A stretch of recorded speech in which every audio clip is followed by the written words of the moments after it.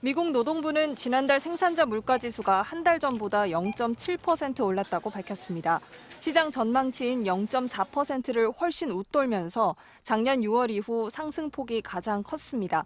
휘발유 가격이 오르면서 상품 가격이 1.2% 오른 게 주로 영향을 줬습니다. 가정용 천연가스와 디젤 연료, 자동차 가격도 올랐고 서비스 가격도 0.4% 상승했습니다. 1년 전과 비교하면 6% 상승했는데 이 역시 시장 전망치인 5.4%보다 0.6%포인트 높습니다. 미국 중앙은행이 목표로 하는 물가 상승률 2%와 비교하면 여전히 3배에 달하는 수준입니다. 앞서 발표된 지난달 소비자 물가지수도 1년 전보다 6.4% 상승하면서 시장 전망치를 훌쩍 뛰어넘은 바 있습니다. 여기에 1월 소매 매출도 예상보다 큰 폭으로 증가해 소비자들의 씀씀이는 1년 전과 같은 수준을 유지했습니다. 미국 중앙은행의 강력한 금리 인상에도 인플레이션이 당초 예상보다 길어질 가능성이 커진 겁니다. 이 때문에 시장에서는 연말에 금리를 낮출 거란 기대감이 빠르게 식고 있습니다. 또 최종 금리 수준이 더 높아질 수 있다는 전망에도 힘이 실리면서 한국은행의 부담도 커지게 됐습니다. MBC 뉴스 김아영입니다. 간밤에는 이제 미국의 생산자, 1월 생산자 물가, 도매 물가 하는 그렇게 이해하시면 될 것 같습니다. 예. 발표가 됐는데 이게 또 한번 충격이었습니다. 당초에 우리가 예상하는 거는 이 생산자 물가 지수 같은 경우에는 전년 동기가 5자를 볼 수도 있겠다. 앞자리가 좀 예. 이렇게까지도 좀 낙관을 했었거든요. 근데 결과적으로 나온 것은 6%.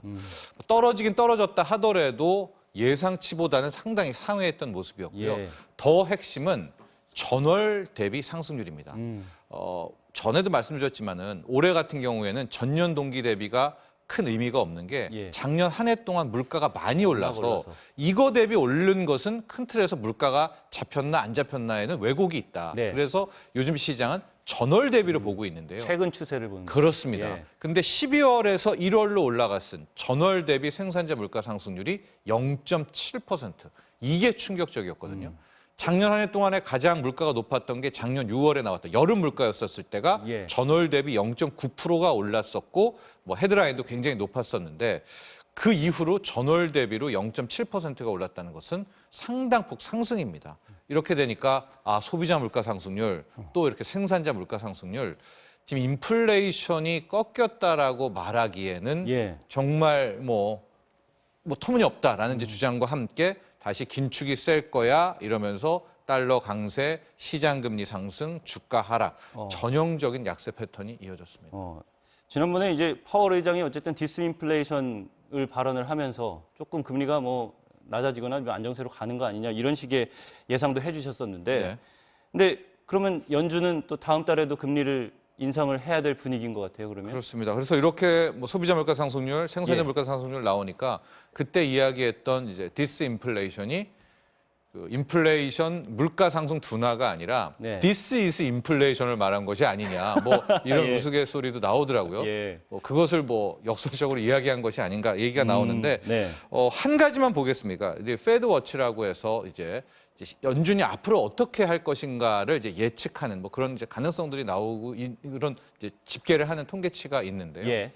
실은 이제 처음에 시장이 기대했던 거는 3월에 다음 달 22일 날 한 번 더 인상하고 끝낼 거야. 근데 이제 그건 완전히 물 건너갔고요. 3월, 이제 4월은 없고요. 5월까지 할 거야. 근데 이제 6월까지 할 거야가 나온 겁니다. 그러면 6월쯤 돼야 물가 기준금리 인상이 좀 동결하든 말든 여기야 이제 6월인데 예. 간밤에 나온 좀 문제적인 이제 전망은 뭐냐면 3월에 0.25가 아니라 빅스텝이라고 하죠. 네. 0.5%포인트를 3월에 바로 올릴 수 있어라는 이런 전망치가 19%, 거의 20% 가까이로 훌쩍 그 가능성을 타진하는 것이 예. 튀어 올랐던 겁니다. 0.25가 지배적이었다가 아니요, 0.25는 아예 없었다가. 아예 그렇죠. 0.25가 지배적이었고 지배적이었다가 0.5는 없었다가 예. 이제 순간적으로 예. 이제 20% 정도까지 가능성이 높아지니까 예. 여기서부터 더 한 번 시장의 충격을 받았고요. 물론 한 번의 버퍼와 한 번의 시험대는 더 있습니다.